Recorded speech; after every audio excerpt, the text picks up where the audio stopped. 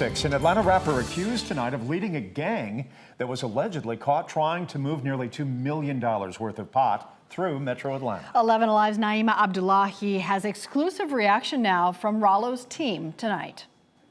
Ralo's team tells me he's being targeted and is sitting in jail wrongfully accused. But a federal criminal complaint lays out how investigators allegedly connected Ralo to the operation. Before we dig any deeper into this, let's tell you who 23-year-old Terrell Davis, aka Ralo, is, if you're not familiar with Atlanta's hip-hop scene. The artist has a huge social media presence and following, with more than 200,000 monthly listeners on Spotify and song collaborations with T.I., 2 Chainz, Future, Gucci Mane, and so many others. And now, criminal complaint alleges the rapper, who's called this apartment complex in Atlanta home, a complex just raided yesterday, is the leader of a gang referred to as Famerica, a name Ralo regularly uses to refer to his music team. But according to the complaint, the investigation dates back to December, when investigators stopped 3 vans leaving Fulton County Airport. Inside one, they allegedly found 520 pounds of marijuana worth about $1 million on the street. Ralo wasn't inside the van, but 3 people arrested were allegedly connected to him, according to investigators. And evidence investigators are now using: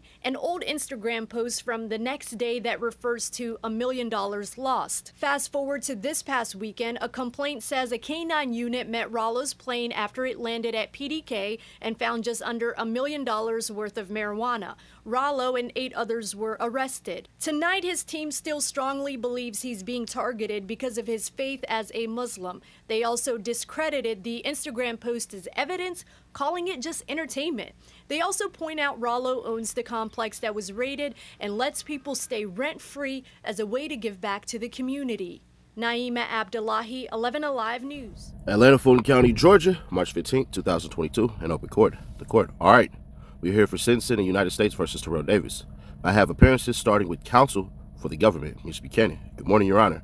Ryan Buchanan and Secret Sneed for the United States. We're joined at counsel table by ATF Special Agents James Nash and Alan McLeod, and FBI Special Agent Mike Baldino is seated next to Candace Logan for probation. The court. Great, thank you. And for the defendant, Mr. Steele. Good morning, Your Honor. I'm Brian Steele, along with the Honorable Don Samuel. We represent Mr. Davis, who was in your courtroom, seated between us, Your Honor. The court. Okay, good morning.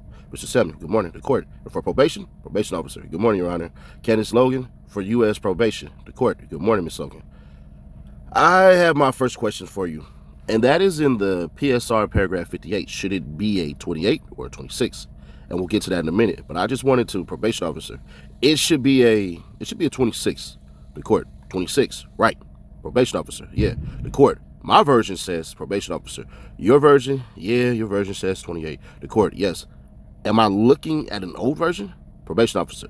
No, it might be a typographical error, Your Honor. The court, okay. What about Mr. Steele? What does your version say, Mr. Steele? The same, Your Honor. Probation officer, yeah. They all should say the same. The court, okay. So we're looking at the same version, but we agree. It's a 26. Probation officer, yes. The court. Do you agree with that, Mr. Samuel and Mr. Steele and Mr. Buchanan and Ms. Sneed? I think it just picks up probation officer, right? The court. From the offense level, from the counts 1, 3, 2, and 4. Ms. Buchanan, I agree, Your Honor. Probation officer, yes. That's correct, Your Honor. The court. Mr. Steele. Mr. Steele, yes, sir. The court. Okay. All right. I just wanted to make sure because I thought everybody was in agreement and how it was all calculated, but when I was doing it, there was a discrepancy. Probation officer. I'm sorry, Your Honor. The court. That's okay. That's okay. That's why we come here and do this. By the way, they should have caught it, right? At any rate, it's okay. It's just important that we get it right. Okay. I have read a number of things. I have read the pre-sentence report. I have read the defendant's sentencing memo, and I have read a letter that was provided to me yesterday by something called Mission Green. Is there something else I should have read? From the government, Mr. Buchanan? No, Your Honor. The court. From the defense, Mr. Steele? No, sir. The court. Okay. I just asked that to make sure that I have looked at everything before I come out here. Mr. Davis, are you ready for sentencing today? The defendant. Yes, sir, Your Honor. The court. Have you had a chance to go over the PSR with your lawyers to prepare? The defendant. Yes, sir, I have. The court. Okay. I wanted to make sure of that as well. All right. Thank you. I've looked at the PSR. It does not appear that there are any objections to the factual findings in the PSR. Is that right, Mr. Buchanan? That's correct, Your Honor. Mr. Steele, same answer. The court. Okay, thank you. It looks like as to the guideline calculation, the levels, there are also no objections. Is that right, Mr. Buchanan? That's right, Your Honor. Mr. Steele, that's true. The court. All right. Then I will adopt that calculation, and it is as follows. We group counts 1, 3, 2, 4, and 6. We first calculate 1, 3, 2, and 4. That part of the group A begins with a base offense level of 26. That's based on an attribution of 406 or slightly more than 406 kilograms of marijuana under the drug table at 2D1.1. There is a level 4 enhancement under 3B1.1 because the defendant was a leader of criminal activity that involved 5 or more or was otherwise extensive. That gives us an adjusted offense level of 30.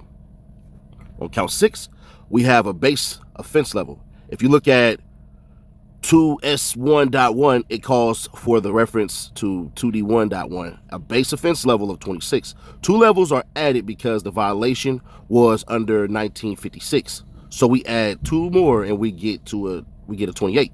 Everybody agree with me so far? Mr. Buchanan? Yes, Your Honor. Mr. Steele? Yes, sir. The court. Thank you. That makes the adjusted offense level for Group A a 30. Is that right?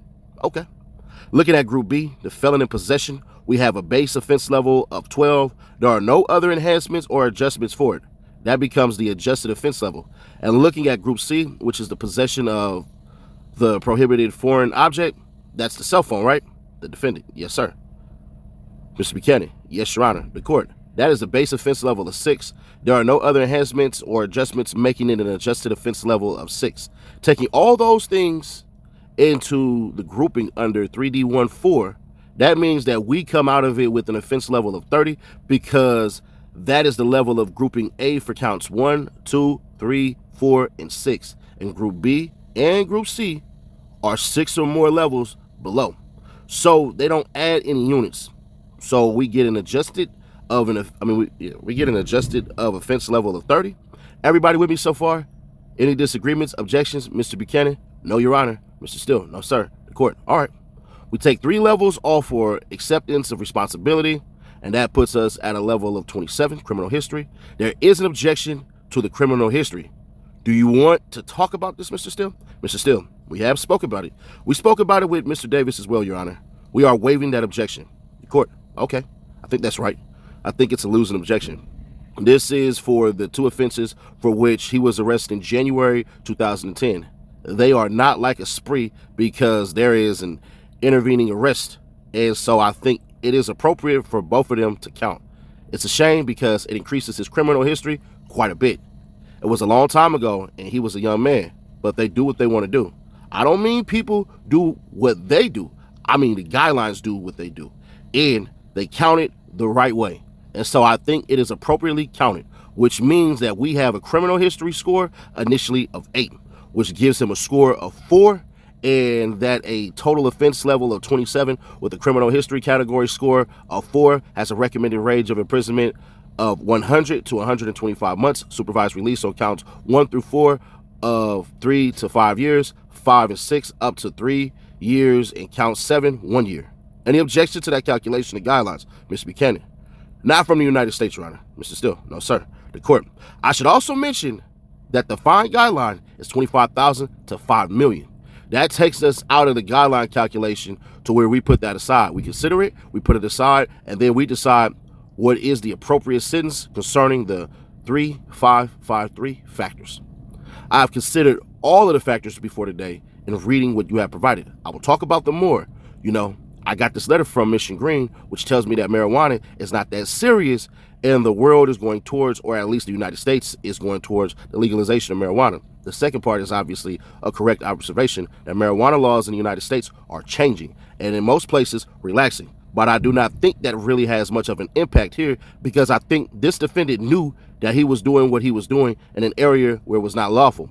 And he didn't just do it once, he did it twice. So, I read that Mission Green statement, and while I understand the fact that society in many states is changing the way they look at marijuana, I do not think anybody can say we're looking at it differently in this case, or we ought to. He went out to California, where it is legal, and try to make money off of it in Atlanta, where it's not legal. He obviously knew it was illegal at the time. He had it packaged in a way to conceal it. He flew in twice in the middle of the night. One time, I think he changed his flight plan. He had other people driving it away. He hid when the police came. I mean, there's very little doubt, and I know nobody's arguing that he thought it was legal. But this looked like any type of typical drug transaction. So I think it is a serious offense. There were guns involved, although this defendant didn't have any on them, but that makes it serious. And quite frankly, while the phone in prison has no impact on the guidelines, it's a fairly significant thing. The government wouldn't charge it if it wasn't. And it in some way might suggest the defendant is, while he gets credit for accepting a responsibility, that he doesn't really understand the wrongfulness of his conduct because, you know, the first rule is when you're in trouble, stop making more trouble. So I think all of that is to say that the nature and circumstances of the offense and the defendant's conduct since then are serious. Deterrence to criminal conduct, I do not know. I mean, the defendant has, I think, is this his first narcotics offense conviction? I know he had the defendant, yes sir, the court. Well, you know, I know you had shoplifting and some other things. By other things, I think there were some, maybe they weren't counted, but there was a burglary, I think, probation officer. That's his first one, Your Honor. The court. Say again? Probation officer. That is the first one.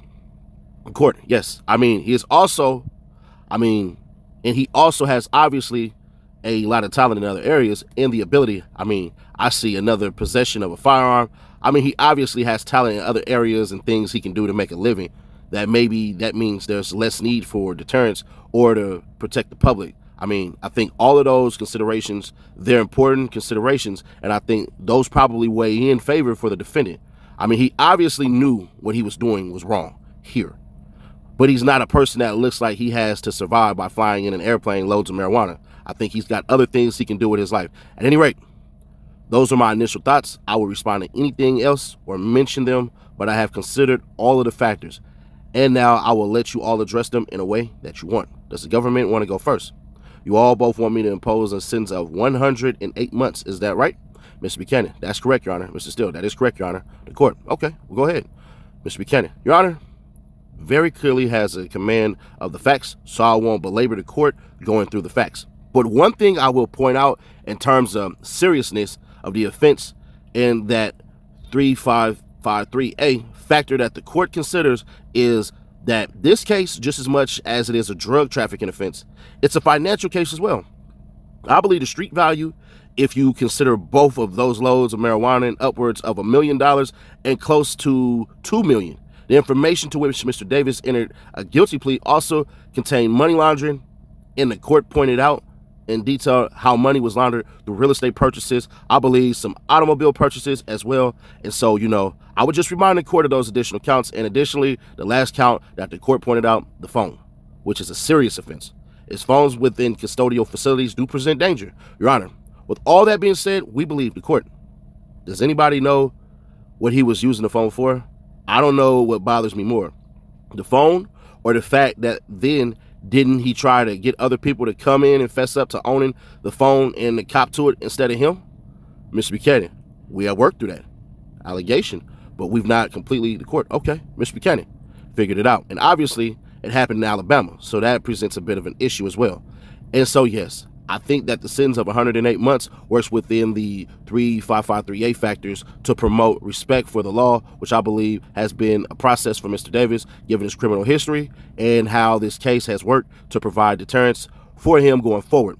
This will also, in addition to being his first drug trafficking conviction, it will also be his first stint in federal custody. And we believe that may also have a deterrent effect on his activity. And so, Your Honor, in fashioning a sentence, we understand that 108 months is a significant sentence. It's within the guideline range. It's a joint recommendation. We believe that it comports with the factors that the court considers under 3553A. And so we'd ask that the court impose a sentence of 108 months in custody for Mr. Davis. The court, Mr. Steele. Good morning, Your Honor. Your Honor, I'd like to thank the agents working the case in the United States Attorney's Office and our next United States Attorney, Mr. Buchanan. They have been tremendous to work with. This is a very difficult case for Attorney Samuel. The Honorable Drew Finland would have been here. He is on trial. He meant no disrespect to the court or Mr. Davis, but Mr. Davis is aware of that. Mr. Davis is a person who I believe, I'm very close with him. I spoke with him. In 1 month from now, Your Honor, he will be in custody for 4 years. I have been speaking with him continuously during that time, meeting with him, and I believe that he has great promise. As the court is aware of his upbringing, I can't grasp what he went through. I have lived just because of cases I've done overnight. Homeless, not homeless, but just chose to live out with homeless people just to see what it's like. What my client was going through in that area, I've slept in jails with my clients to get an understanding. I've eaten the food, but I've never done it for consecutive days, and I've never done it at the age of 12, the court. Or without knowing you can always go home. Mr. Steele, right. I always knew I could have called it off at any moment, and I was doing it to get a sense of what's really going on and to walk in my client's shoes as best I could. Mr. Davis, I echo what the court said. He's a tremendously talented person, and he's incredibly bright. And if he just has the ability to slow down his conduct before he does it and to surround himself with people who can help him think through issues, I believe that he will lead a meaningful, lawful, great life with purpose. Your Honor, he has forfeited to the government. We held hands with the government. Approximately, this may not be accurate, but it's approximately $5 million in assets. Damn, Ralo. The court, I read about his earning potential, and I read about it when you all wanted bond. Couldn't he make more making music than he can bringing in a load of marijuana, Mr. Steele? Your Honor, he has more than 1 million followers. Yes, the court, I know. So why, Mr. Steele? It's a pattern that he was raised with, the fear of always going back. I mean, he'll tell you right now, he has his fears of going back to homelessness. He has built a financial wealth with no education on how to invest. The court, it's odd. I don't understand why somebody who has the ability would decide to go and do that. I don't understand it, Mr. Steele. Self-destructive, Your Honor. It's no self-esteem, and it comes from a mentality where he is trying to learn, but he has no foundation. He just kind of swinging it on a tether in somebody. The court, Mr. Samuel. Do you remember Jamal Lewis? Mr. Samuel, of course. The court. Do you remember he did some type of thing? Mr. Samuel, yes. The court. And it was really because I can't remember for him. Part of it was because he was leaving some friends behind. Mr. Samuel. There's a lot of that in professional athletics. The court, yes. Mr. Samuel. You know, you grow up, you don't have 10 million bonus, and then suddenly you get a $10 million bonus, and it's hard to break away from the pack. The court, yes. I don't know. It doesn't sound like that's this thing, but it's just hard to understand. Mr. Steele, he has true trauma that needs to be addressed. There's no doubt about it. And he needs to be able to be surrounded by people who will not guide him. That way. I'm not saying he's not responsible for his own conduct. He just fell in. As the court, I think, will hear at your upcoming trial on related cases, he was just guided in a terrible direction and willfully went along with the criminal conduct, but he doesn't have to do that. Mr. Davis called for this plea agreement. He didn't want to litigate anymore. He had defenses, legal and factual. He gave them all up because he told me that while in custody, he has lost his father, he has lost his brother, his sister has been shot 6 times in the neck, in the leg, in the pelvis, all throughout her body. She's battling for a peaceful day, although the doctors have saved her life for now. And his goal, every time I speak with Mr. Davis, his entire goal is he would like to have the opportunity to explain using his platform that gangs, violence, theft, guns, drugs, lack of education, getting children without a family unit is the wrong way to go through life, and he wants to help one or more people. And, Your Honor, the 108-month sentence that we jointly join hands and ask this honorable court to embrace should allow him to still do his custody and then still have a platform where he gets out. His record label has told me recently, the entire time he's been in custody, they are staying with him. He's still popular. And Your Honor, it is our hope that he will be popular after completing the 108-month sentence. And that's what he believes.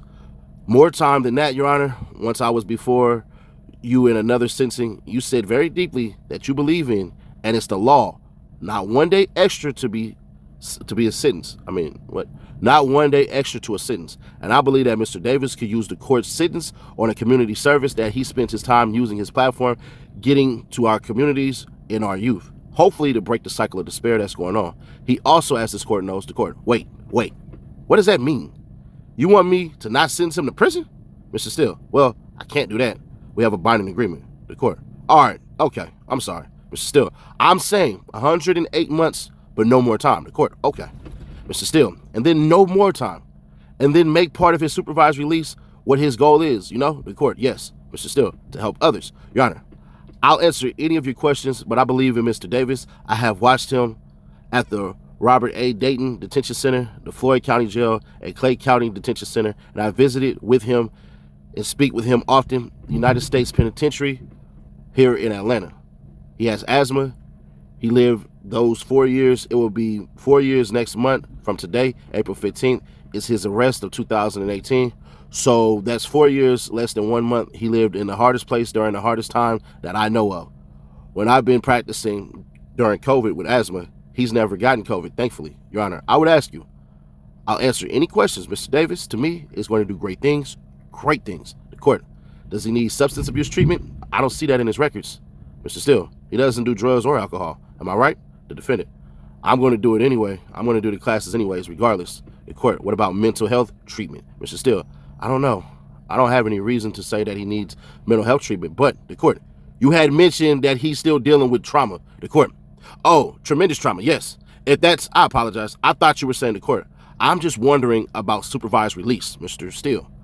He would absolutely benefit from talking with somebody about his life and his past and his deep trauma that he endures each day. The court, what do you think about that, Mr. Davis? The defendant, I want to seek all the help that I possibly can get, Your Honor. The court, okay, all right, thank you. All right, I don't have any other questions. Mr. Steele, I want to thank the court always. The court, thank you. Anything else? Does your client wish to say anything? The defendant, yes, Your Honor. The court, yes, sir. The defendant, can I talk right here? First, I would like to thank everybody for coming out. I want to say I'm sorry. I'm deeply sorry. I'm sorry for every piece of pain I've caused any and everybody throughout my share of crime. I'm sorry for my days of ignorance. You was right. Every piece of my heart cried in remorse and deep regret. On April the 18th, 2018, I was brought to federal custody, a young man of ignorance, disobedience, and committing the foolish call of the streets, a code that have described my family and countless others. It took all of these years for me to finally realize that the code and lifestyle don't mean none of us no good. Today, I'm proud to say I'm no longer a part of that code of lifestyle. I lived at 402 Elm Street, Atlanta, Georgia, 3004, in the English Avenue community, better known as the Bluff, from birth until I was 12 years of age. Every single day of my childhood, I seen drugs get sold and consumed. For a very long time, I believe this was the life for everyone on earth. Every time we seen the police, we yelled 12. That programmed me to think that the police was our enemies. I walked the path that I was trained and directed to go, the path that led me to this federal indictment. I always seen OGs continue to hustle every time they fell or got locked up. The mission that they taught me to do is the mission that I did. Every second I spent in jail, I've come to realize I'm hurting my kids, my mother, my family, and countless others. My heart can't bear that pain anymore. I've hurt millions of my fans and supporters. They're going to be like Ralo. I'm begging this honorable court to give me a chance to show them that Ralo ain't the Ralo they want to be like. This is the new person is better. This 4-year journey, I've been arrested, have been an extreme hardship, lost to countless family members, and the newest worst enemy, COVID-19. My health isn't the same no more as it was 4 years ago. They diagnosed me with pre-diabetic, and my kidney isn't functioning properly, and that comes from like my father. So, Your Honor, even when I was arrested, I was still ignorant from the beginning of my incarceration, and I still made ignorant decisions, by having a contraband cell phone because I wanted to talk to my family. But never have I been accused of selling any drugs since I've been incarcerated. So, Your Honor, them was like my days of ignorance. I got it together. Rehabilitation comes from a person that wants to rehabilitate. We got to want to change, and that's what I desire the most. And not being able to hug my kids for 4 years, not being able to see them throughout the pandemic, we can't get any visitation. They've been having us on 23-hour lockdown every day. We come out 15 minutes every other day. So I've been punished for having that contraband. And every institution I've been to, that contraband have came up and they had put me on administrative lockdown. So in counting, I've been on lockdown almost 3 years straight. 3 years straight without seeing my people, without being able to communicate. It's hard for me to call my lawyer. So, Your Honor, throughout this journey, I've learned and I've took time, Your Honor, in your question, why did I sell drugs? And I could have become a very good entertainer, Your Honor. That's just what I was taught. That is what my father did. That's what my mother did. That's what everybody in my household did. That's all I knew at the time. I did not ever know that my music career was going to pop. I did not know. By the time my music career popped, I was getting popped. I was coming to federal custody. So those were my days of ignorance. I didn't know no other way. So I apologize to the court. I miss Trainer. Trainer ain't here no more, but I appreciate you, Ryan Buchanan. I appreciate the agents for what they do for our community. I beg my family and others to forgive them. They ain't did nothing wrong. They're doing their job. They're doing what they supposed to do. So I appreciate y'all. I thank you all. And the agents, the FBI, I thank Ryan Buchanan. I thank Don Samuel. Brian Steele be like a father figure to me. He's the only father figure I've had. And I don't know how long my daddy died. So I appreciate Brian Steele for picking up every phone call and giving me his time. I love you. And I appreciate this honorable court. I'm sorry that y'all had to be here today for my criminal activity. Y'all could be doing other things with y'all's time, but I appreciate it. And thank y'all. The court, thank you. Anything else? I think you've answered my questions, and I appreciate it. Are you all asking for a fine to be imposed? I know there's a bunch of, there's been a lot of forfeiture. Is there not a need for a fine because of that? Ms. Buchanan, that's correct, Your Honor. The court, okay. I just asked that because we had sort of glossed over it. I think you all have answered a lot of my questions that I had, particularly in regards to the cell phone, that why he did it and why somebody with his talents would do what he did. And it's hard for me to understand, in part because it's not my upbringing, and I can't even imagine that kind of upbringing, so I appreciate you helping me understand that. The parties have a joint recommendation to me, and that means a fair bit to me. Sorry for screen jumping off like that. Let me find where I was just at. Thank you all. Answered a lot of my questions, and particularly in regards to that cell phone. Maybe why he had it, why somebody with his talents would do what he did. And it is hard for me to understand in that part because it's not my upbringing, and I cannot even imagine that kind of upbringing. So I appreciate you helping me to understand that. The parties have a joint recommendation to me. That means a fair bit to me.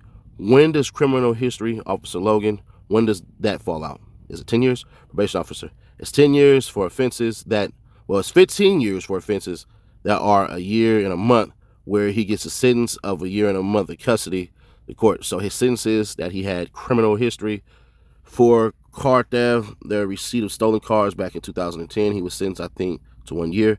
Probation officer, right. The court, how long would it take for those to fall out? Probation officer, his offense happened in 2018, so it'd be around, the court, is that they fall out after 10 years at that point. The probation officer, they fall out after 10 years, but his problem was he had those probation revocations. The court, I know, but that's just sort of the way that you pick up something like that. He didn't steal the car out from somebody. Did you know those cars, whose cars they were? The defendant, I had got them from the valet. The court. So, these are things he did at 18. The defendant, I was actually 17, and I got convicted when I was 18. The court, okay, he was 17. And then it just has this outsized impact because of the way the guidelines score criminal history. It's remarkable to me the way, and this is the perfect case to see, where it's 2 car possessions in 10 days or something like that. I wrote the dates down before. One is on the 14th, and the other is on the 19th. And it winds up crushing him on criminal history. It's just probation officer. They wouldn't have counted if he would have just did the one. The court, I know. If he would have finished them without having the probation revocations, they would have fallen out, right? Probation officer, right. The court. They wind up giving him 5 criminal history points. It's just what I look at that, and you see he winds up being an 8. I think Mr. Steele picked up on that as an issue to object to, because while it's technically correct, it sort of shows that 5 days of dumb decisions has an outsized impact on him today. It does. It takes his guidelines from 87 to 108 months to 125 months. Is that where we are? 100 to 125 months. And I look at that, and I look at the guidelines, and there's something that I have to consider. And I look at what you all say, and I just came down to, I've considered all the factors. I don't think that there's a need to protect the public from the defendant, other than the fact that drugs are bad, and they are bad for people, and they continue on. The life that Mr. Davis has explained is so awful, and a part of his past, it just continues that on, and that's an awful thing. But I do believe that this defendant, I believe him when he says that he's changed, that he's different, that he realizes that he's grown, and I do think he has an avenue that is much better for him and the people he cares about if he could just get back to that avenue. His criminal history is what it is, but I don't think that it shows a great need for deterrence. I just think that the history and the characteristics of his defendant also weigh in his favor, and that it was kind of what he knew at the time. And it's a little bit of juxtaposition to doing it twice when you got caught in a way that he bragged on Instagram or Twitter when he got caught the first time, and then he did it again. But I accept that Mr. Davis says that that was really kind of what he knew at the time, and that maybe 4 years so far in an awful spot has changed him. And I do think that I've heard more about where Mr. Davis has been over the time because we've had some other interaction. So I understood how bad those conditions have been for him and for everybody. But maybe at a higher point here because of where he's been housed and because of what's going on with COVID. Bare minimum, that needs to be done. And whether it's 108 months because and the guidelines say 100 is the low end. Why is that extra 8 necessary? I don't know. I don't see that. I'm going to sentence the defendant to 97 months. I think, pardon. Oh, I thought Mr. Buchanan. Stop. I'm going to do that because I think that the guidelines are slightly higher on his criminal history for the reasons I already stated. And if I look at that, it would take it down a full level. Even if you just took off one of those, it would take it down a full level. I can't see getting down to 87 months, in part because of that agreement it is that you all have given, but I think that it ought to be somewhat lower than that. Pursuant to Sentencing Reform Act of 1984, it is judgment of the court that Terrell Davis is sentenced or committed to the custody of the Bureau of Prisons to be in prison for a term of 97 months, as to counts 1, 2, 3, 4, 5, and 6 to be served concurrently, and 12 months on court, 7 to be served concurrently with those other counts for a total sentence of 97 months. He has to pay a special assessment of $100 that's due immediately. I've waived the cost of incarceration and any fine. Have you all agreed on the forfeiture? Has that been filed? Mr. Snead, yeah, Your Honor. If the court could just orally pronounce its consent with the consent preliminary order of forfeiture, which is document 4, the court. I will do that, Mr. Snead. Thank you. The court. And will you send Ms. Kelly some language to include in a written to do that? Mr. Snead, absolutely, Your Honor. The court. Thank you. Upon release from custody, you'll be on supervised release for a term of 5 years as to each of the counts 1, 2, 3, 4, 5, and 6 to be served concurrently, and 1 year on count 7 to be served concurrently with those other counts for a total of 5 years. You must report to a probation officer in the federal judicial district where you're authorized to reside within 72 hours of release unless you are given other instructions. You must comply with the mandatory conditions. You must not commit another federal, state, or local crime. You must not unlawfully possess a controlled substance. You must refrain from any unlawful use of a controlled substance and submit to 1 drug test within 15 days of release and at least 2 periodic drug tests after that as determined by the court. You must cooperate in the collection of DNA as part of your supervision. You must comply with the standard conditions because they set the basic expectations for your behavior and the minimum tools our probation officers need in order to do their job. They will be included in my written judgment. I'm going to include a couple of special conditions. You must permit an alcohol or substance abuse treatment evaluation and follow the rules and regulations of that program. Both an evaluation and a program, the probation officer will supervise your participation in the program, including as to the provider, location, modality, duration, and intensity. I'm not requiring you to pay any part of that program. You must also participate in a mental health treatment program, which may include an evaluation, and you must follow the rules and regulations of that program. Again, the probation officer will supervise your participation in the program. I'm not requiring you to pay for any part of that. Anybody believe there are any conditions that ought to be imposed? Ms. Buchanan, no, Your Honor, the court.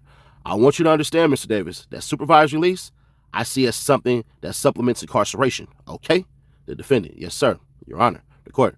I say that because the law says I sentence a person to enough, but not greater than necessary. It has been my judgment that despite what both sides brought to me, that not all of that time is necessary, okay? The defendant, yes, sir, Your Honor, the court. I could be wrong, but I had to make that judgment now. And when I do that, I know that you're on supervised release afterwards, and I hear things that you say. I'm impacted by the things you say. I'm influenced by them. But that is to mean to you that when you are released, if you do not comply with supervision, you will be back before me, and I will think maybe I made a mistake. Do you understand? The defendant, yes, I fully understand, Your Honor. The court, okay, the probation officers, they're not there to make it difficult for you. If they were, there's tons of other conditions they could put on you. They're there because they can help you. And when you get out, no matter what you think and no matter what all of other opportunities I hope you have, you are going to need some help. The defendant, yes, sir. The court, and that help is what the probation officer can provide you by the way of treatment and the monitoring. Do not make them your enemy, okay? The defendant, I need their help, and I appreciate them for giving me that help, the court. Because if you make them your enemy, you'll come back here and your lawyer will be saying, well, it's only this. You shouldn't put him in prison because it's only a drug offense, or it's only that he didn't show up for his treatment, and I won't think of it that way. The defendant, I'm not coming back. The court, okay, all right. Because I think of it as a failure to sort of understand how incarceration and supervised release fit, but it is my opinion that the world is better off with you getting out as soon as you can to defend it. Yes, sir. The court. And so that's what I want to say. Any objection to the sentence I've imposed and the manner in which I've done so, Mr. Buchanan? Not for the United States, Your Honor. Mr. Steele? No, sir. The court. You have 14 days to appeal, sir. If you decide you want to, you have waived your appeal in most instances. But if you believe that you had a right to appeal and want to appeal your conviction or your sentence, you have 14 days to do so. You can apply for counsel and waiver of fees if necessary, but you need to know that you had that clock ticking. Gentlemen, will you talk with your client about his rights, Mr. Steele? I will do so, Your Honor. The court. All right. Thank you. Good luck. Whereupon the proceedings were adjourned at 11:17 a.m. Seti Nash been the visionary outside in Atlanta with Ralo. Found. Because we got some things to discuss. Not only do we got some things to discuss, clear up and everything, and I'm going to keep it authentic with you. Ralo level-headed, man. Regardless of what people been saying, including myself, I ain't going to lie. When I talked to him, it was just, what you say? I don't remember. Basically, what was said was, I feel you. I feel you. I get where you coming from. So, Ralo. What's on? Fresh news. Fresh news. Dirt. Dirt. Figs. Right. Where'd you get out of? Figs. Speak on it. Well, from what you seen and what you heard, did you My thing see, is did you read? It's just whenever the Fed, like, we got our brother Young Thug, he did an awesome job in his case. Because they done made 1,000 mistakes. But these Fed people, they don't really make mistakes. Mm-hmm. They rarely make mistakes, and like 90%, 98% of their cases get played out, you know. So when I go to crying about this shit, I just know because young Durk, you know, Lil Durk, he sent me money while I was incarcerated. A lot of these dudes sent money. And he was one of them dudes that when the world went against me and called me a rat and shit, he was one of them dudes that stuck by me. He still called me, he still texted me, he still wrote me, still like on my live, and you know, he one of them people that supported me throughout all the bullshit. So whenever we see shit like that, whenever I see shit like that, it hurts me to my heart. It's not me. So, how it's looking, and I'm just gonna keep it authentic with you. The world is talking. Right. So when you say that he was sending you bread, is that due to the religion? Or is that due to the rapping? Or is that due to you, the individual? How did that relationship kind of mold itself? I think our relationship came from rap, but being around him and he coming to Pakistan and stuff like that, it developed into Islamic Brotherhood. You smell me? Mm-hmm. And then, you know, when his father got out of jail, his father was able to mold him into, you know, promote Islam the way it should be promoted. And that's why we have been seeing a major difference in Durk. You smell me? With the praying, with the doing the things in Chicago, with the Muslim and things of that matter. All that stuff took place after his father was released from prison. So what's the impact on especially a Muslim father coming in and stepping in? Because we gonna be fair, Durk is like at the top of the game at that time. He ain't had to listen to him. So what do you think values wise was taught to him that he was definitely paying attention to? See, when you, it's hard to speak on it because a lot of people that's not Muslim won't understand. Or some people that haven't been to prison or state prison don't understand, like, these brothers been in wars and been in battles together and down there died together. You smell me? And this religion go back 1,500 years ago, and we read about these companions that was doing the same thing we doing now, but in an ultimate manner. You smell me? They was in different kind of wars. Mm-hmm. They was in wars to save their family, their wives and kids that was getting raped and stuff like that. And whenever you instill that, like it was instilled in his father from doing 25 years in prison, federal prison, Mm-hmm. you know, it's a way bigger difference than state because, you know, everybody be saying shit, but they don't know, like, I went to a certain place, I ain't see a black person for almost a year or two. You smell me? Right. Like, you'll go somewhere, you know, I'm famous, but whenever you go to certain places, like, them people ain't never seen a black person before. You smell me? They first time ever seen a black person was when they went and got this job at this facility. So, like, you'll think that being in that motherfucker, this shit is illegal because they openly saying they racist. Nigga, we finna beat your ass, nigga.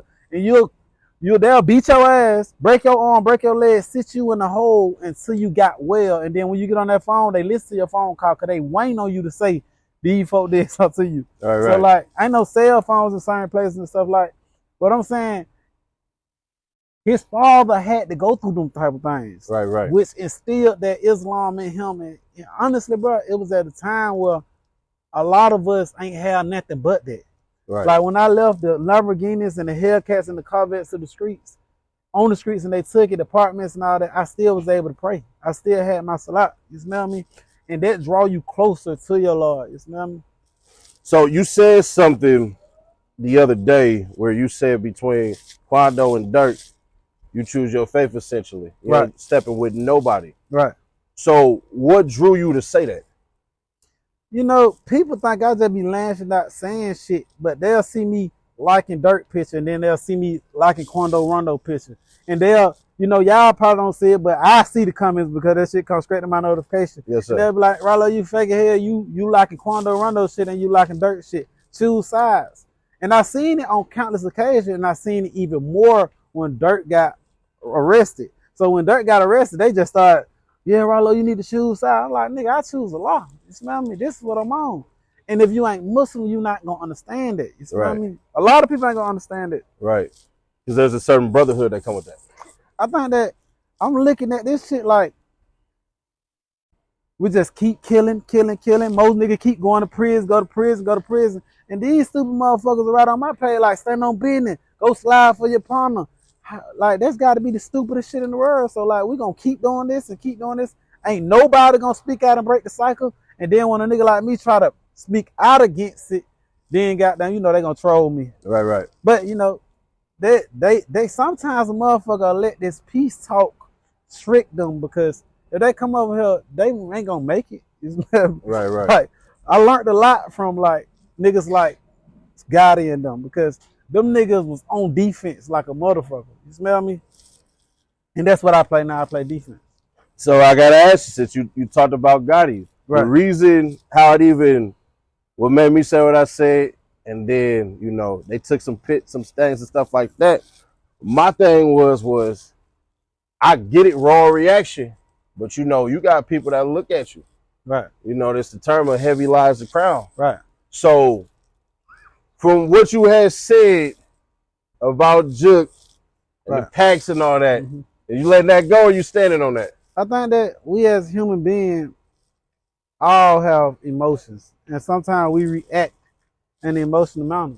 Some shit will make you mad. You smell me? Some shit make me mad, and I automatically react out of it. So when I seen it, most of the news that came out in the trial, I had no idea about it. I didn't even know some of them things. So automatically when I seen it, it was like, fuck them niggas. It's just anger, the lion in me, that shit just, it came out like that. You smell me? So it ain't my business to even get in certain people's business and shit. You smell me? And at times I just get mad and I just launch out. And that was one of them times I did it. You smell me? Basically saying you human. I'm human. All of us human. But they think that, when a nigga get a couple $1 million and a couple followers and a little thing, they think a nigga ain't got no goddamn feelings or no flaws. But the other side of that is you have to get disciplined in order to get that $1 million. You see what I'm That shit saying? took a lot. But see, coming home and your partner ain't here is different from being here and losing your partner. Mm-hmm. Like, not being able to go to your partner's funeral or anybody. We could just stop saying about dogs. We could just say it's in general. Mm-hmm. If a nigga lose his mama while they in jail, it hit harder coming out and she ain't there. You smell me? So I'm coming out and Dolph ain't here. Marlo ain't here. Mario ain't here. A lot of my partners ain't here. So when shit resurface, it just make you goddamn, it bring that emotion that was lost inside them prison cells back to a head. And that shit a bust. You smell me? It'll explode. Nah, that's accurate, because I'm gonna be fair. I got it. I'm disappointed, and I reached out, and then I was like, you know what? Just talk to him with the real. You get what I mean? Right. I made no videos, no nothing about it. They did, but I was like, I ain't gonna do that. Because at the end of the day, you are human. You do have certain things that you're gonna say. Because my whole thing was, it ain't about you. It's about everybody around you. Right. They'll trick you off somebody that you love and hurt them. Right. So then now, hey, now you're doing this. So that's essentially where I was coming from with it. So I mean, Ralo essentially got in conversation was somebody decided to come out and say, man, Ralo did this and Ralo did that. Right. But it was snippets. Right. The snippets didn't make sense. Right. And I looked at the snippets, and then the person who put it out got pissed off at me. Ralo paid you off, bro. How much he get you, man? Ralo, he said I paid $10.90. He said I paid all the bloggers that really. What I found out in life since I've been out, a lot of niggas just can't read. Like, a lot of niggas, I be pulling the paperwork out and putting it in front of a nigga, they can't even read. And a lot of these niggas ain't been to the feds. A lot of these niggas don't even know what certain things mean. If you got a 5K1, then you have substantially assisted the federal government in something. And you can't hide it. It can't be sealed. They gotta say it inside your sentencing transcripts. They gotta say it inside of your sentencing hearing. A sentencing hearing cannot be closed in federal. You never seen on camera a motherfucking federal courtroom. Never. You see that shit on Thugdom case because it's state. It's state. But nobody can't block a federal courthouse. Ain't no cameras coming in that bitch. So what I'm saying, like, you can go to this building. We can go to this building anytime you get ready. I got the transcripts on me. I know, you know, whip it out. We definitely, you know what I got time today. I got time, cuz. But I just wanted to put that out there because even I got accused. Ralo paid you off, bro. Why ain't you going in on Ralo? And I'm just like, because I got to wait on it. Right. I got to wait on it. Truth reveals everything. I think that all the rest of these niggas is seeing niggas testify, go on the stand. You seeing these niggas take pleas. You seeing niggas say, I'm in jail for this person. You seeing niggas wearing wires. However, we haven't discovered that not one time, Ralo. Not one person have came forward and said, I'm in jail for Ralo, and that happened 6 to 7 years ago. You smell me? Yeah. So, like, that's the tricky part, because if you saying this and you standing on this, then there's some shit that you just want in your heart, because the paperwork ain't gonna lie. Right. The black and white ain't gonna lie. These folks got, this courthouse gonna keep that shit for 100 years. It's gonna become case law and things of that matter. So, this shit ain't gonna lie. You smell me? And I have asked several niggas on several occasions, come over here and read. And some of the niggas that I done pushed up on, because I even done pushed up on rap niggas, they just cannot fucking read. We gonna drop them rap niggas' names or not? Nah, I ain't gonna leave them alone. I'm leaving them alone. I had to ask, because you know they're gonna want, why didn't you press one? I'm not doing none of that. But I will say this. Did you have it in your heart to forgive them? Of course. Me personally, I think, you know, as for my religion and for my people and just common sense wise, all this shit out here that's in this world, that shit want us to become cold-hearted people. That shit want us to say fuck this person. If we say fuck a person for all the lame shit they did, then we won't have no friends. Right. We won't have no person, because our mamas, our grandmamas, our sisters, our brothers, our homeboys, everybody fuck up and do lame shit. Absolutely. So when these niggas do lame shit, it ain't in me to just say completely fuck them. Now, I ain't telling you I'm gonna put my money around a thief or put a be all point and not have security in the hood or nothing like that. I'm definitely gonna stand on business, but I'm always open-hearted to, you know, forgiving a person. That's just me. But because I want my Lord to forgive me. But here the thing is, right? You could be walking around with an iron fist and a velvet glove, meaning they could pull up here and feel scared as hell. Right. They could be like, Ralo trying to set me up. When I get on camera, Ralo going, hey, about 3 little goons for the trip me, 3 more about to jump on me. Right. I'm not trying to go out punching and all that. Why would I walk into that trap? I told them I'd go to their trap. I come to them. Yeah. You did say, you like, I pull up in LA. I said, all right. I go anywhere. I ain't scared. I'm with that. I'm on that type of time. Yes, sir. So they also was upset with you about, well, I don't even say upset. They was wondering, trolling, what is he talking about with Big Meech? Why did he say that? Right. Big Meech just one of them niggas that I think all of us young niggas looked up to. You smell me? And when I be reading some of the shit people say, and the same thing they did to me, they were trying to do to that man. I don't know what the fuck he did, but when I was posting him, walking home Meech, niggas was cussing me out, showing me paperwork saying he did this, that, and the third. And right then I said, okay, fuck what all these niggas say.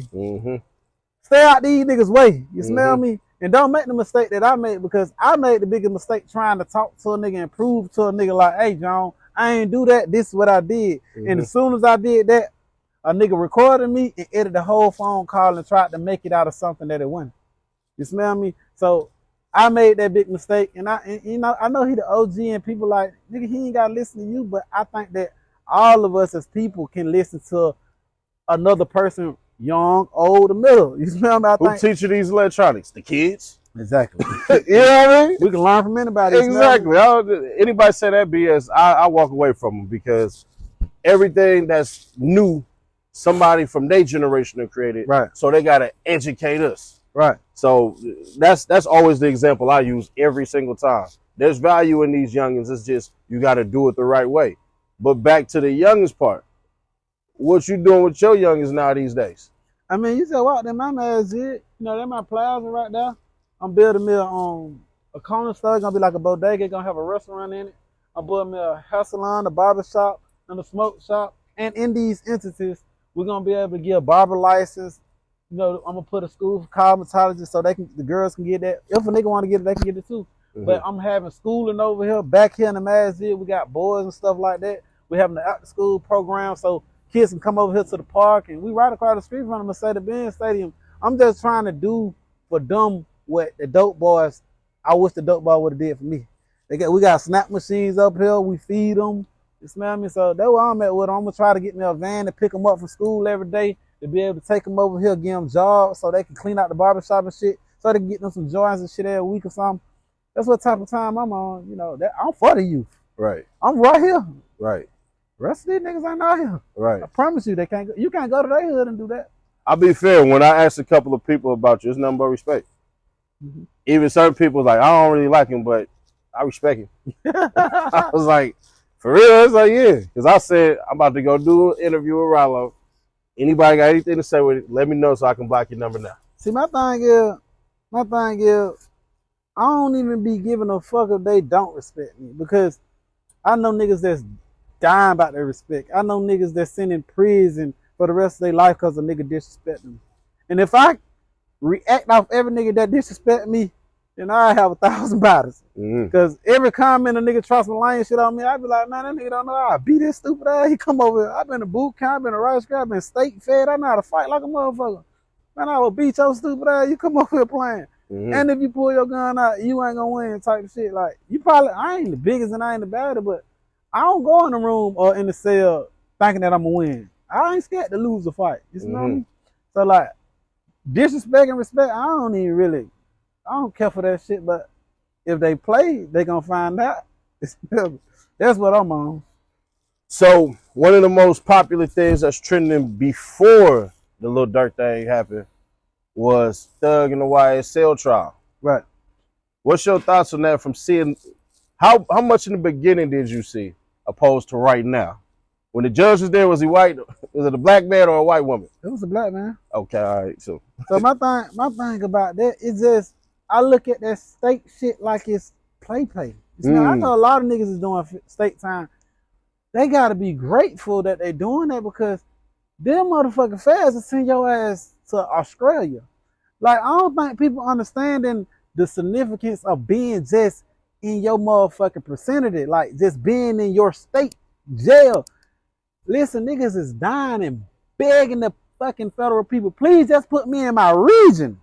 Just take me from California and put me in the South. Just take me from New York and put me goddamn over here. Like, you ain't gonna see you be walking around the whole prison, 3,000 niggas on the compound, you don't see not one person from your state. You smell me? So when I look at the state shit, I look at that shit as a gift. Like, look, they done made 1,000 mistakes. You ain't never gonna see that in the feds. You never gonna see no shit like that in the feds. Like, he coming home. Like, that shit is weak as fuck. Now, when you go to like where Durk at with it, now all our heart gotta be broke for this shit, because we know these folk don't play. right. These people don't play that shit. But Thug them, that shit was, they just, I don't even know what, I think everybody came out good in that. Like, what the fuck? The snitches came out good. The nigga that got snitched on came out good. The nigga that got lied on came out good. I think that shit worked out well. And they got the whole world looking at them. So everybody, all them bitches making money, even the nigga that told making money. Yeah. It's well, I mean, shit. Tunk just got he just got a 5-piece, but you know. Man, they tried to pull a Woody. Everybody can't be no Woody. Yeah, they don't understand. Woody was in there for 3 months. It was TMZ in the court at one point in time. So it ain't the same thing. He started off with a black judge, got a new judge. Like first half, second half, it wasn't gonna be the same. And they tried to play that shit like it was gonna be the same, and you see, they just fucked up, right? So Thug come home, everybody come home. Thug come home. But I don't know about everybody, but I know he coming.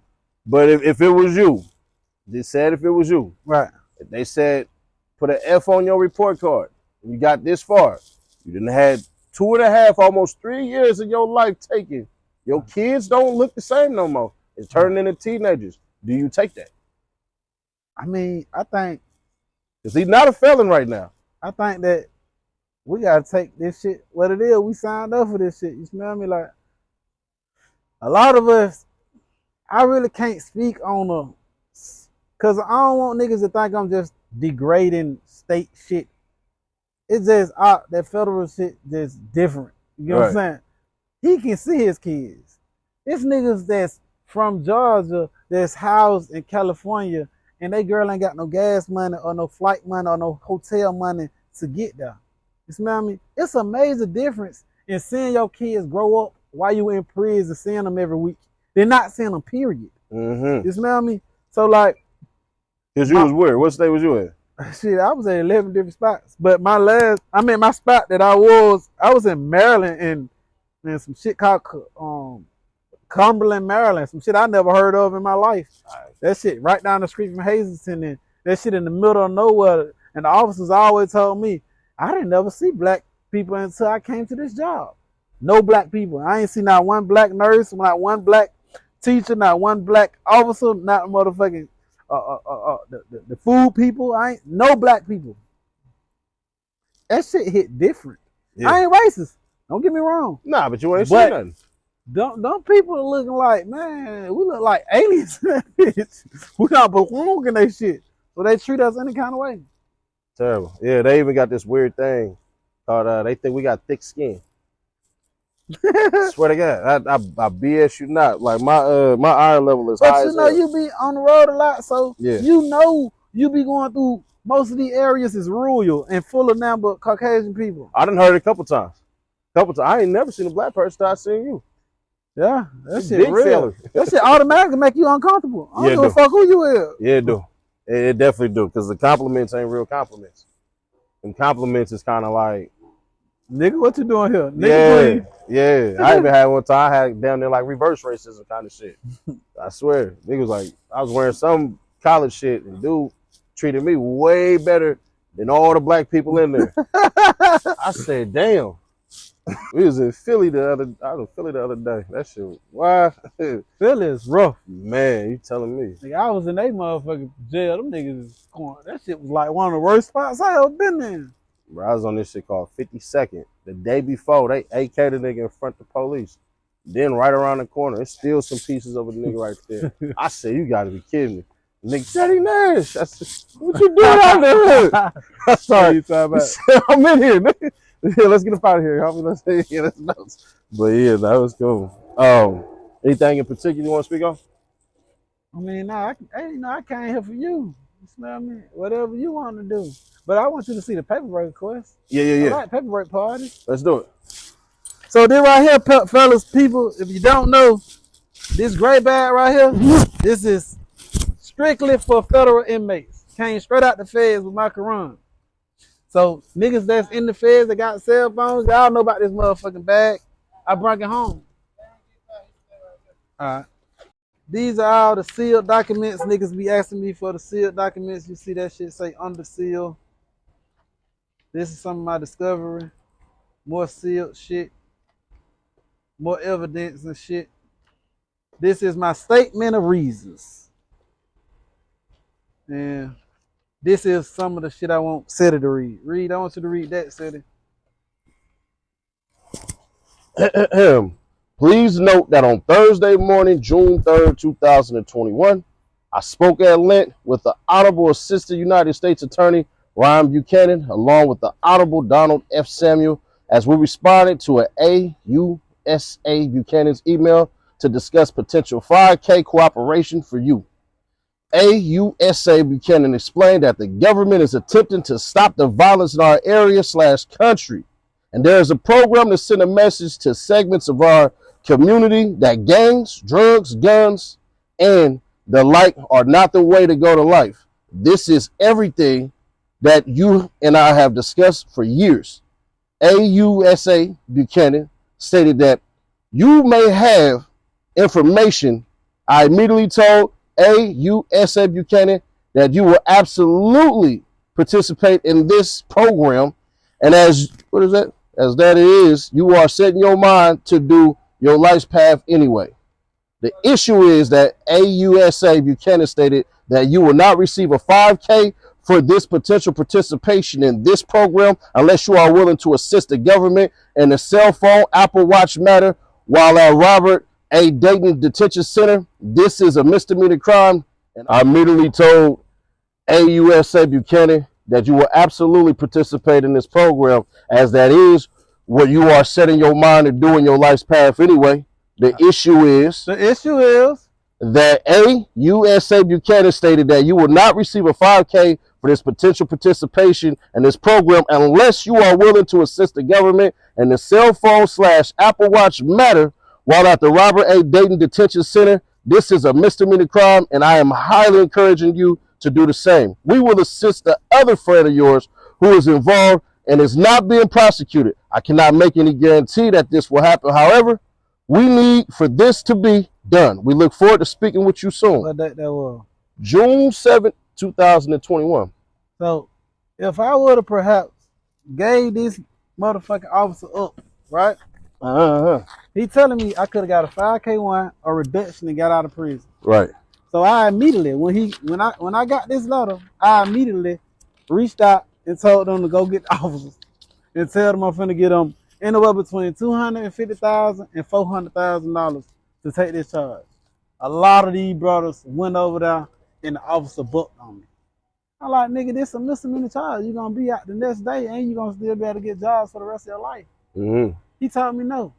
And right on this, a couple days later, I had did an interview with Jade them on Big Facts. And on the interview, I'm saying, hey, y'all, I can get out right now.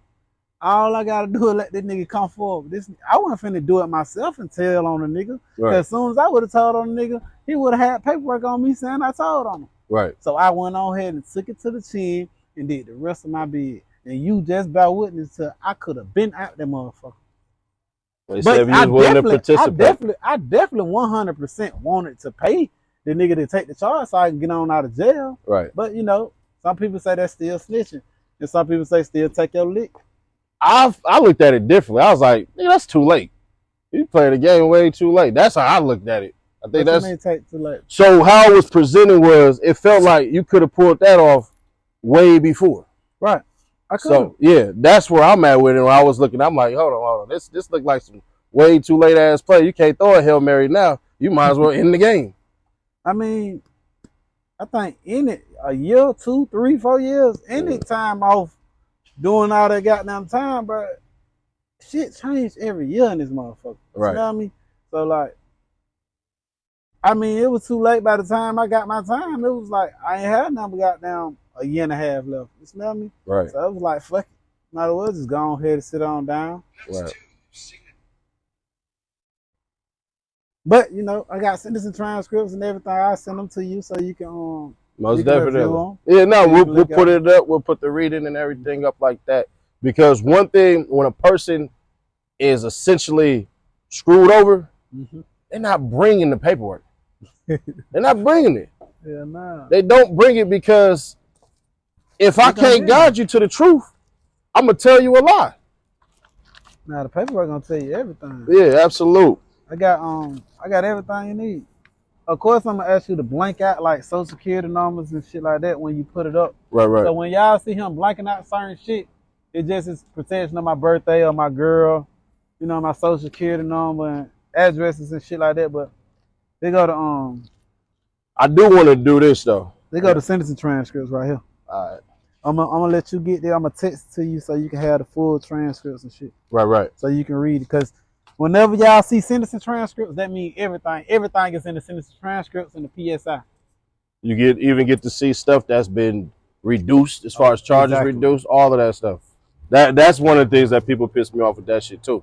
Is when you don't see certain things reduced and you're looking at the sentence transcript and then you see some and they still can't get it. Like, no, bro, it's not that. Like, literally, they would have did it. Oh, see how they did it right here. Yeah. They can't not. They gotta say to the honorable judge, I'm willing to give this person a 5K1 and a reduction of the assistance for substantially assisting the government in XYZ, whatever they assisting them in. It gotta be said. It's impossible for them not to say, yo, mama, if she in the courtroom, she gonna hear this shit. Right. Everybody in the courtroom and your sentencing gonna hear this shit. Right. And everybody came to my sentencing. The whole world was in that bitch. Right. And the motherfucker still wouldn't have said I was dead. Shit crazy. You think it was a little bit of jealousy, or you didn't do for some? I do think for that Buddy it's in general? always. I think it's always gonna be enmity and jealousy in certain people's heart when they see, you know, cause I ain't asked for this shit. You smell me? God gave me this gift of leading the brothers, and what? Sometimes I wake up in the morning and I have 250,000. Sometimes they call me for an interview, 30, 40,000, or 20 versus 1. Like, I ain't asked for that shit. God gave me that. You smell me? I ain't never asked. I ain't paid the blogs to ever post me. Right. You smell me? They post me every single day, and some niggas can't even goddamn get in contact with the blogs. Right. Nah, yeah, some that's people true. can't even get in contact with Seti. You smell me? Nah, You know what I'm saying? nah, that's true. Because I'll be fair. This when I knew certain things was flawed is when it come with a price. If you gonna tell me I got paperwork on this person and you got a price, I don't want it. I don't want none of that. I mean, my thing is, what he reading out to the people is from this motion right here. So what we doing, what Brian Steele was doing, Brian Steele was fighting. So you can read that right there. This is the under seal motion that he reading the transcript from. Motion for production of discovery regarding alleged conflict of interest and possible recusal of the prosecution team and dismissal of indictment. So this is, I'll send you that too. Yeah, but this is motions that were under seal, but I want to show you that motherfucker. Like right here. Hold on, let me see. What would you need me to read? I'm a reading motherfucker. A lot of niggas can't read. Said I'm telling you. They don't know how to read. I think they get it to start stuttering. Them the kids in the classroom that Apple. That's not Apple. Oh, oops. These niggas can't read for shit in the real. I done pulled up on nigga looked at me like, where I started. I'm like, it's called sentencing transcripts. You need to read them and you'll find out. So, what you need me on? United States brief in support of its motion to disqualify. I don't know how to say that. Dude, United States of America. You want to read that part? Yeah, just read all the way to the yellow. To the yellow, to right here? Mm-hmm. All right. United States of America. I don't know how to say cuz name. BJ Pack. We just said BJ Pack? Yeah. All right. United States Attorney and Ryan Buchanan, William G. Traynor, and Michael J. Brown, Assistant United States Attorneys for the Northern District of Georgia, hereby files. Assistant U.S. United States Attorney in Northern District of Georgia, hereby files. So everybody thinking I filed shit on the seal. These people filed this shit. Mm-hmm. You smell me? They trying to say Ralo just filed. Only motherfucker. I didn't want nobody to know who was supposedly. I didn't want nobody to know who was supposedly taking the charge from me or what the move these folk was trying to pull, because these people ain't did nothing to me. They only tried to help me. Right. Niggas standing up like, hey, I want to take. I'll take a charge. My own homies didn't even do that for me. You smell me? Some of my own, you got niggas like K that tried to take charge of shit, but some niggas that I took care of for years, I would have thought like, okay, you gonna stand on business. So I appreciate those niggas that even came forward like, I'll take the charge. I'll take a charge. You smell me? Mm-hmm. Just go ahead and look out for me and my people. Mm-hmm. Niggas that I've been looking out for years didn't even do that. You smell me? And that's the ugly part. That's what I was gonna ask you too. Who are the people that you shouting out for holding you down while you was doing your time? I mean, the list is so long. I don't like to start naming people because who you leave out. Cause I'm gonna leave a lot of people out, and they be feeling sour as fuck when you leave them out. So let me put it this way: multiple states, individuals. Yeah, multiple states. Some of my niggas was people that I still don't even know was buying merch from me, sending donations to my website. You know, I just appreciate niggas for even saying free Ralo. You smell me? Like that shit was motivation to me because when I got out, nigga, I was so discombobulated. You know, I could sell all this shit over here for about $5-6 million and never come back again. I got a big ass castle. I got a big house, and I ride my bike every day with my girl. You know, I got nice rooms and shit, big old ceilings and shit.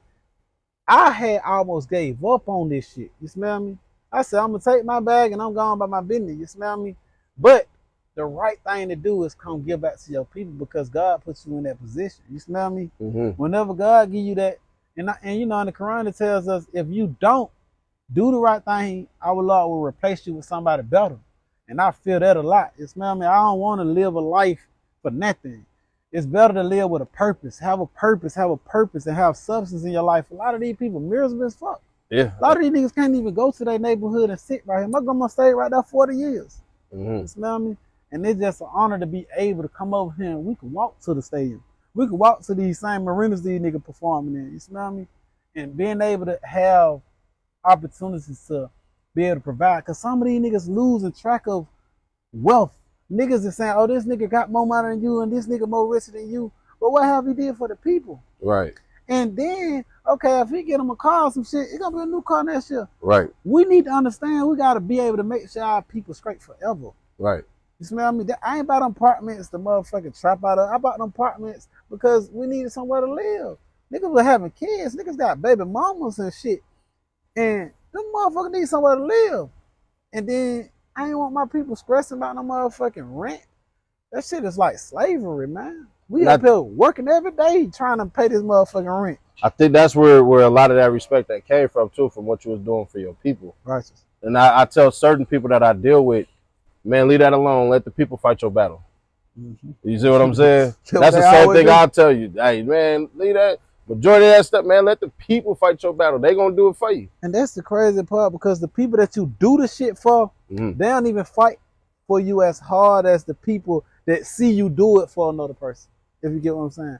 Like niggas that live with me, some of them niggas even like ops now. They be on some hang shit.